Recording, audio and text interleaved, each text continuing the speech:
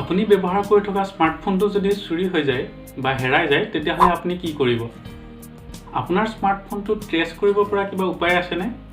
নিশ্চয় আছে। আজি মই আপোনালোকক এই ভিডিঅ'টোত স্মাৰ্টফোন এটা হেৰুৱাৰ পিছত কি কি ষ্টেপ ফ'ল' কৰিব লাগে আৰু কেনেকৈ ট্ৰেছ কৰিব পাৰি তাৰ বিষয়ে জনাম।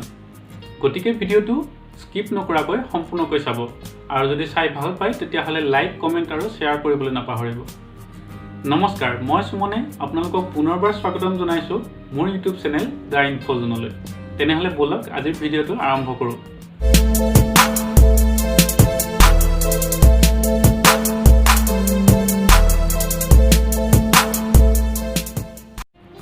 আজিকালি প্ৰায় আমাৰ প্ৰত্যেকৰ হাততে একোটাকৈ স্মাৰ্টফোন থাকে, কিন্তু সেই স্মাৰ্টফোনটো হেৰুৱাৰ পিছত কি কি ষ্টেপ ফ'ল' কৰিব লাগে আমাৰ প্ৰায় বহুতেই এই বিষয়ে জ্ঞাত নহয়।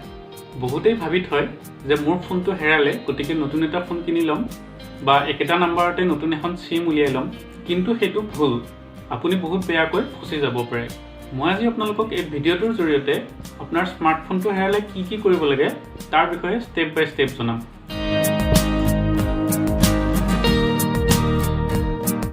প্ৰথমতে পৰাপক্ষত আপোনাৰ এণ্ড্ৰইড স্মাৰ্টফোনটোত এই 4টা কাম আগতীয়াকৈ কৰি থওক। নাম্বাৰ 1, আপোনাৰ স্মাৰ্টফোনটোত নেটৱৰ্ক কানেক্টিভিটিটো অন কৰি ৰাখক। নাম্বাৰ 2, আপোনাৰ মোবাইলত GPS বা লোকেশ্যন ছাৰ্ভিচটো অন কৰি ৰাখক। নাম্বাৰ 3, আপোনাৰ এণ্ড্ৰইড স্মাৰ্টফোনটো ছেটআপ কৰাৰ সময়ত যিটো গুগল একাউণ্ট ID আৰু পাছৱৰ্ডেৰে ছেটআপ কৰিছিল, নতুবা আপোনাৰ এণ্ড্ৰইড স্মাৰ্টফোনটোত যিটো গুগল একাউণ্ট লিংক হৈ আছে সেই লিংক হৈ থকা একাউণ্টটোৰ একাউণ্ট ডিটেইলছখিনি আপুনি নোট কৰি ৰাখক, নতুবা মনত ৰাখক। আৰু নাম্বাৰ 4, আপোনাৰ স্মাৰ্টফোনটোত অন্য কোনোবা ব্যক্তিয়ে এক্সেছ কৰিব নোৱাৰাকৈ এটা পাছৱৰ্ড ছেট কৰি লওক। দ্বিতীয়তে, যদি আপোনাৰ স্মাৰ্টফোনটো হেৰাইছে বা বিচাৰি পোৱা নাই তেতিয়াহ'লে আতংকিত নহয়, ধৈৰ্য সহকাৰে আপুনি শেষৰবাৰ ক'ত ফোনটো ব্যৱহাৰ কৰিছিল আৰু শেষৰবাৰ ক'ত আপুনি মোবাইলটো ৰাখিছিল সেইটো মনত পেলাবলৈ চেষ্টা কৰক। আৰু যদি সেই ঠাইত বিচাৰি পোৱা নাই তেতিয়াহ'লে আপুনি অন্য এটা ফোনৰ পৰা আপোনাৰ নাম্বাৰটোত ডায়েল কৰি চাওক। যদি কোনোবা ভাল ব্যক্তিয়ে আপোনাৰ স্মাৰ্টফোনটো পাইছে তেতিয়াহ'লে তেখেতক ৰিকুৱেষ্ট কৰিলে নিশ্চয় আপোনাৰ ফোনটো ঘূৰাই পাব।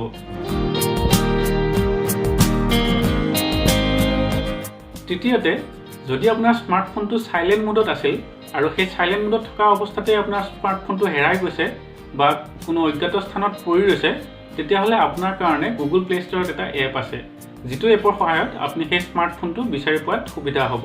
এই এপটোৰ নাম হৈছে find my device. Google play ষ্ট'ৰত আপুনি চাৰ্চ কৰি চালে এই এপটো বিচাৰি পাব। কিন্তু তাৰ বাবে আপোনাৰ স্মাৰ্টফোনটোত নেটৱৰ্ক কানেক্টিভিটিটো অন হৈ থকাটো আৰু লোকেশ্যন ছাৰ্ভিচটো অন হৈ থকাটো অত্যন্ত প্ৰয়োজনীয়। মাত্ৰ 2.1 MBৰ এই এপটো আপুনি অন্য এটা স্মাৰ্টফোনত ইনষ্টল কৰি লওক। তাৰপিছত এই স্ক্ৰীনত দেখি থকাৰ দৰে চাইন ইন এজ গেষ্ট এই অপশ্যনটোত ক্লিক কৰক। এতিয়া আপুনি আপোনাৰ হেৰুৱা স্মাৰ্টফোনটোৰ একাউণ্ট ডিটেইলছখিনি দি লগ ইন কৰি লওক। এতিয়া আপুনি গুগল মেপত আপোনাৰ এই হেৰুৱা স্মাৰ্টফোনটো ক'ত আছে সেইটো লোকেট কৰিব পাৰিব। ইয়াৰ বাহিৰেও প্লে চাউণ্ড অপশ্যনটোত ক্লিক কৰিলে আপোনাৰ স্মাৰ্টফোনটো চাইলেণ্ট অৱস্থাত থাকিলেও মেক্সিমাম চাউণ্ডত ৰিং কৰিব। এতিয়া যদি আপোনাৰ ফোনটো বিচাৰি পোৱা নাই তেতিয়াহ'লে নিশ্চয় আপোনাৰ ফোনটো চুৰি হৈছে। যদি ফোনটো চুৰ হৈছে আৰু যদি আপুনি স্মাৰ্টফোনটোত পাছৱৰ্ড ছেট কৰা নাছিলে, আপোনাৰ স্মাৰ্টফোনটোত থকা ফটো, ভিডিঅ' বা ইম্পৰ্টেণ্ট ডকুমেণ্টছবিলাকৰ মিছইউজ হোৱাৰ চান্স থাকে, যিটোৱে আপোনাক বহুত বিপদত পেলাব পাৰে। এই বিপদৰ পৰা মুক্তি পাবলৈ এই এপটোত থকা ছিকিউৰ ডিভাইচ অপশ্যনটো আপুনি ব্যৱহাৰ কৰিব পাৰে। ইয়াত ক্লিক কৰিলে আপোনাক এটা পাছৱৰ্ড ছেট কৰিবলৈ দিব, যিটো ব্যৱহাৰ কৰি আপোনাৰ হেৰুৱা স্মাৰ্টফোনটো ছিকিউৰ কৰিব পাৰে। পাছৱৰ্ডটো ছেট কৰাৰ পিছত আপোনাক এটা লক স্ক্ৰীন মেছেজ আৰু ফোন নম্বৰ এটা লিখিবলৈ দিব, যিটো আপোনাৰ হেৰুৱা স্মাৰ্টফোনটোত শ্ব' কৰিব। যাৰ হাতত আপোনাৰ এই হেৰুৱা স্মাৰ্টফোনটো আছে তেখেতক এই লক স্ক্ৰীন মেছেজটো শ্ব' কৰি থাকিব আৰু আপোনাৰ ফোন নম্বৰটোত ফোন কৰিবলৈ আহি থাকিব।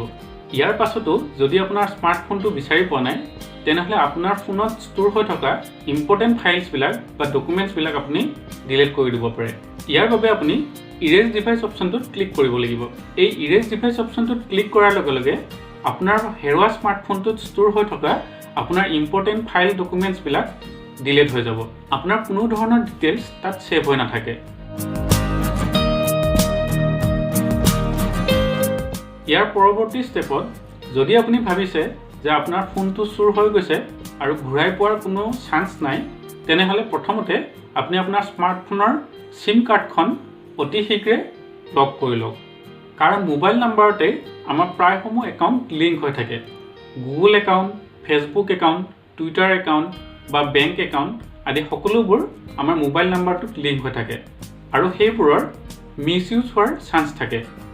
গতিকে যিমান পাৰে সোনকালে আপোনাৰ সিম কাৰ্ডখনৰ অপাৰেটৰৰ কাষ্টমাৰ কেয়াৰত কল কৰি আপোনাৰ কাৰ্ডখন ব্লক কৰি লওক।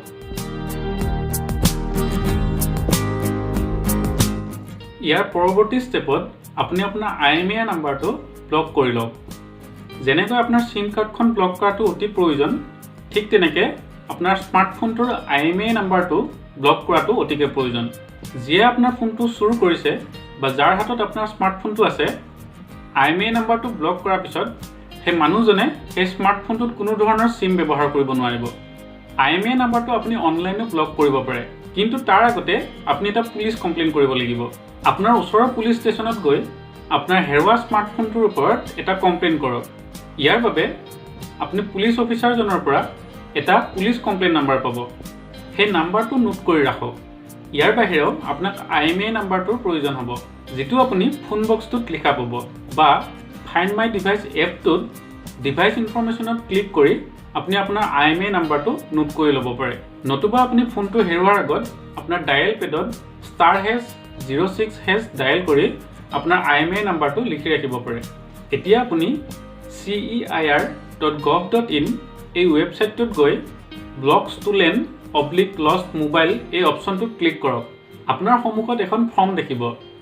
এই ফৰ্মখনত আপোনাৰ নাম, address, police complain number, IMEI number আদি লিখিবলৈ আহিব।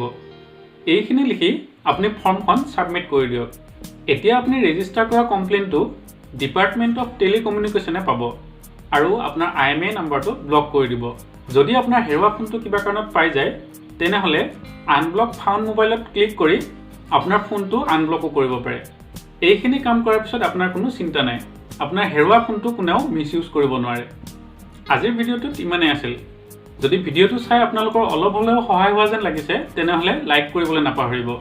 যদি কিবা অসুবিধা পায়, তেনেহ'লে তলৰ কমেণ্ট বক্সত কমেণ্ট কৰি মোক সুধিব পাৰে। এনেকুৱা ভিডিঅ' আগলৈ পাই থাকিবলৈ এই চেনেলটো এতিয়াই ছাবস্ক্ৰাইব কৰি লওক। সকলো সুস্থ থাকক, ভালে থাকক।